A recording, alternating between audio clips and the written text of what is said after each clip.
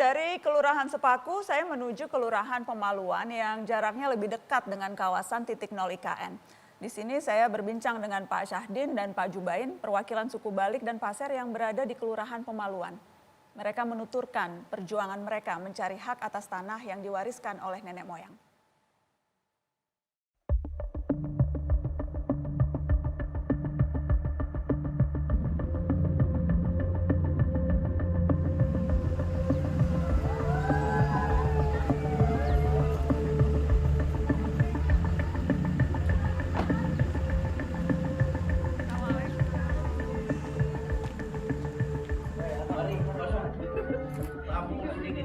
Ya, Pak Jubain, Pak Syahdin, terima kasih banyak sudah mau menerima saya dan teman-teman untuk dengar-dengar cerita, untuk silaturahmi hari ini.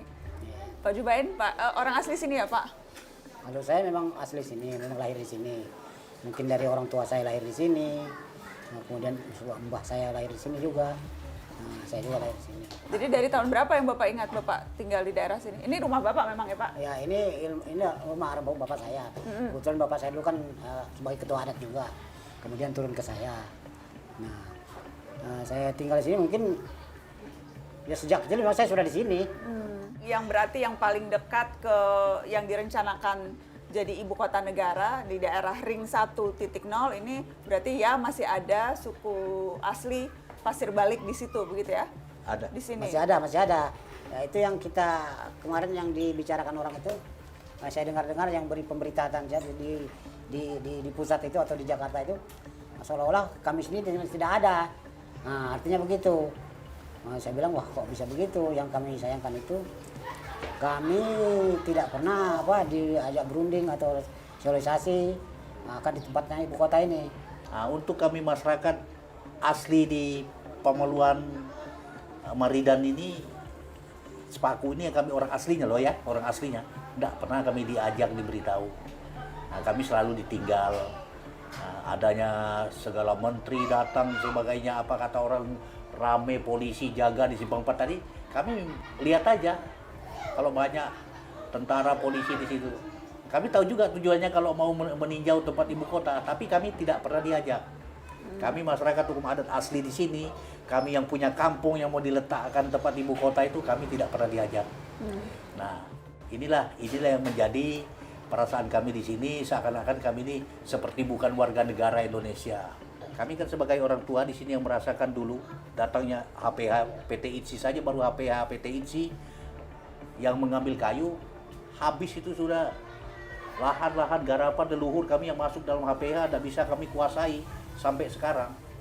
Nah, terus tahun 74 sampai 76 akhir itu transmigrasi lagi masuk di daerah Sepaku semua itu murni lagi lahan-lahan peninggalan leluhur kami orang Pasir Balik di situ yang diambil dijadikan pemukiman transmigrasi itu.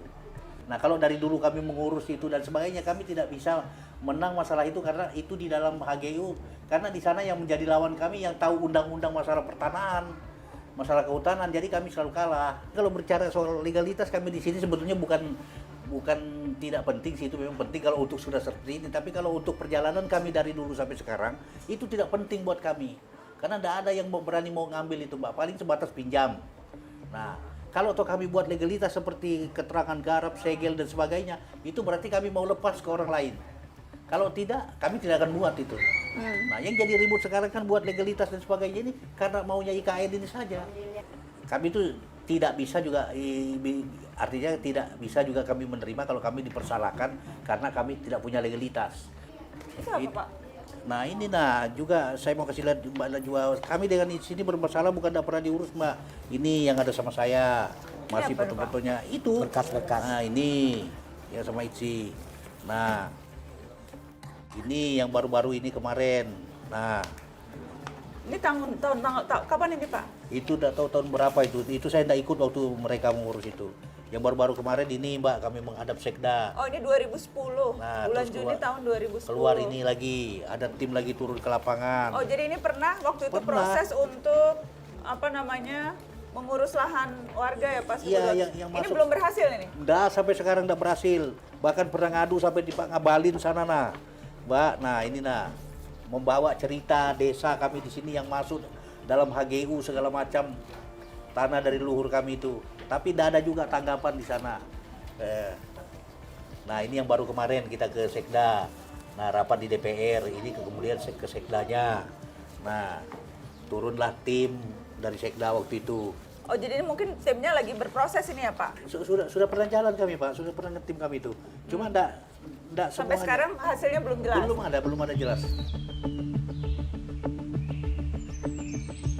Tapi ada sejumlah warga yang memang sejak awal berusaha untuk menunjukkan bahwa mereka sebetulnya punya hak atas HGU ini Pak. Maka itu supaya tidak salah memang harus didetailkan. Yang paling penting adalah bagaimana pemindahan ibu kota negara itu melibatkan daripada penduduk lokalnya di sini, apakah itu di bidang pekerjaan dan tentunya yang lain-lain seperti misalnya dia mempunyai alas hak, ya itu juga harus dipertimbangkan, tetapi sesuai dengan aturan hukum yang berlaku. Kalau kita mengikuti daripada kemauan atau pendapat daripada orang yang tidak mempunyai dasar hukum, nanti kami juga akan salah. Jadi kita berbicaranya sesuai dengan aturan yang berlaku saja. Kerap kali tapi kan memang masyarakat adat mereka tidak punya akses untuk mendapatkan surat-surat. Terkadang mereka tadi keluhannya adalah kalau ingin mengurus legalitas itu tidak punya uang atau terkadang tidak ada aksesnya, merasa dipersulit sehingga susah untuk mereka menunjukkan bukti kepemilikan itu kan. Padahal katanya dari turun temurun itu sebetulnya mereka memiliki hak atas lahan yang sekarang masuk dalam HGU ini. Sebenarnya seandainya mereka ayahanda kami itu mempunyai alas hak daripada itu kan prosesnya akan mudah. Siapa tahu mungkin ya, saya juga belum tanya, tapi ini akan menjadi PR saya. Masalah lahan-lahan daripada masyarakat itu, apakah dia punya alas haknya yang untuk menjadi dasar seperti mungkin segel atau mungkin apalah yang berdasarkan dengan aturan pertanahan itu. Nah ini juga menjadi PR, maksudnya kita tidak bisa seperti itu, kecuali misalnya pemerintah telah memberikan kawasan 1000 hektar untuk seluruh masyarakat Penajam Pasir Utara yang di wilayah IKN ini untuk dipindahkan di situ dan dibagi sertifikatnya sesuai dengan jumlah penduduk yang ada di sini. Dengan mementingkan yang pertama, ini wilayah Sepaku ini adalah wilayah trans.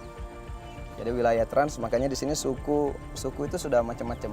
Jadi ibaratnya ini adalah gambaran daripada Indonesia, miniatur Indonesia yang berada di Penajam Pasir Utara. Suku Jawanya banyak, suku pasirnya juga ada, Bugis atau Sulawesi itu ada. Begitu juga Kalimantan, ada dari Banjar, ada dari Kalteng, Kalbar, itu ada di sini. Nah ini kebun saya. Di belakang-belakang ini sudah dekat Mbak. Sudah mungkin dari sini tidak sampai lagi 150 meter. Sudah masuk di dalam peta IKN tadi. Boleh kita lihat situ ya? Boleh.